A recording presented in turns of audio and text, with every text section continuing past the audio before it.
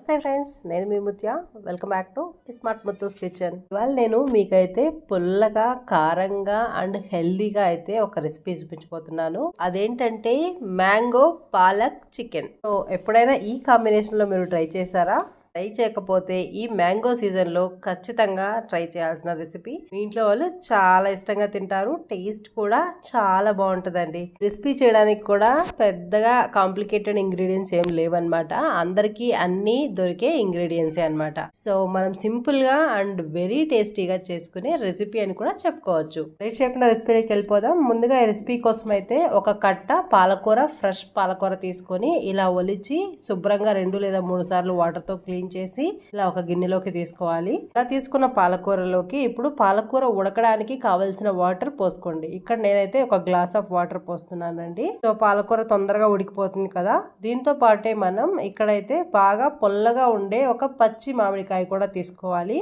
ఇక్కడ చూపిస్తున్న విధంగా ఇలాంటి ఒక పచ్చి మామిడికాయ మనం తీసుకొని ఇందులో ఒక పార్ట్ మాత్రమే, కొద్దిగా సగం మామిడికాయ వేసుకుంటే సరిపోతుందండి. ఇక్కడ మనం తీసుకునేది 1 kg చికెన్ కి చూపిస్తున్న కొలతలు అనమాట.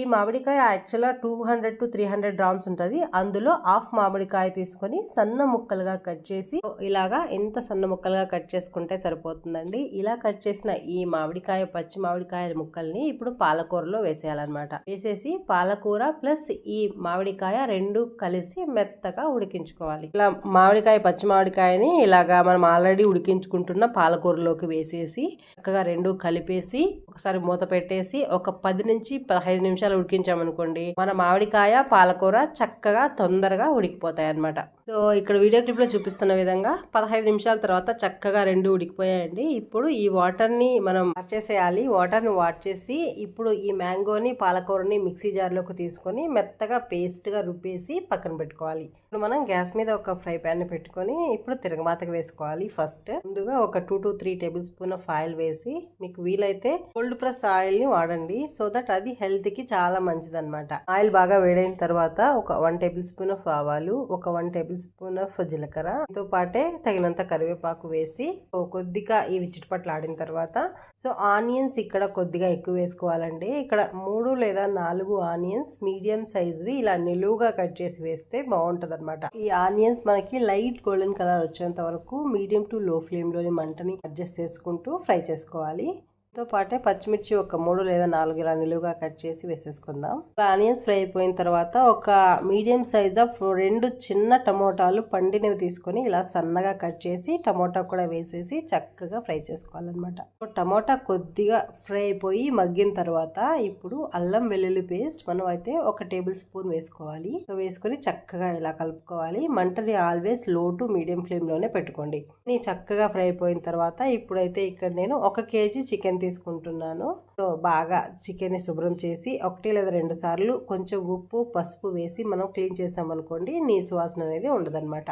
మనం ఫ్రై చేస్తున్న ఇందులోకి ఒక 1/2 టేబుల్ స్పూన్ ఆఫ్ పసుపు, 1 టేబుల్ స్పూన్ ఆఫ్ కారం అండ్ ఆల్రెడీ మనం పచ్చిమిర్చి వేసాం కాబట్టి అది కూడా కారంని మరి లెక్క వేసుకోవాలన్నమాట. సో దీంతో పాటే ఒక 1/2 టేబుల్ స్పూన్ ఆఫ్ మిరియాల పొడి అండ్ ఆల్సో ధనియాల పొడి ఒక 2 టేబుల్ స్పూన్స్ వేసుకోవాలి. పాటే తగినంత ఉప్పు కూడా 1 టేబుల్ స్పూన్ కల్లుప్పు వేసేస్తున్నాను అనమాట. ఇవన్నీ వేసిన తర్వాత చక్కగా ఒక్కసారి అంతా కలిసేలాగా కలుపుకొని ఇప్పుడు మంటని లో ఫ్లేమ్ లోకి టర్న్ చేసుకొని సో ఇప్పుడు మన చికెన్ ఆల్రెడీ శుభ్రంగా కడిగి పక్కన పెట్టుకున్న చికెన్ ని ఇందులోకి వేసేసుకోవాలన్నమాట. చికెన్ వేసేసి ఇప్పుడైతే చక్కగా ఒక 5 నిమిషాల పాటు అంతా కలిసేలాగా కలుపుకోవాలి. ఇలా చక్కగా కలుపుకున్న తర్వాత మన చికెన్ ని ఆల్మోస్ట్ 60 to 70% ఉడికించుకోవాలి. సో ఇక్కడ ఈ టిప్ చాలా ఇంపార్టెంట్ అండి.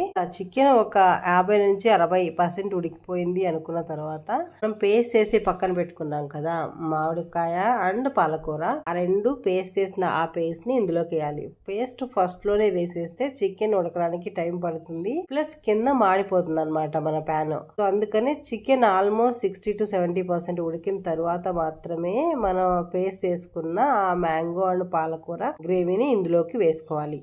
వేసేసి చక్కగా కలిపేసిన తర్వాత ఒక్కసారి టేస్ట్ చూసుకోండి. సో ఉప్పు సరిపోలేదు అనుకుంటే ఈ టైంలోనే తగినంత ఉప్పు వేసుకొని చక్కగా అంతా కలుపుకొని, ఇప్పుడు మన చికెన్ ని ఆల్రెడీ ఒక 60% ఉడికిన ఈ చికెన్ ని ఇంకా 40% ఈ పాలకూర మ్యాంగో గ్రేవీలో ఉడికించుకుంటే అసలు టేస్ట్ నెక్స్ట్ లెవెల్ అండి. మామూలు చికెన్ కన్నా ఇది టేస్ట్ అయితే చాలా బాగుంటది. ఇంతవరకు మన సబ్స్క్రైబర్స్ ట్రై చేయకపోతే ఖచ్చితంగా రికమెండెడ్ రెసిపీ.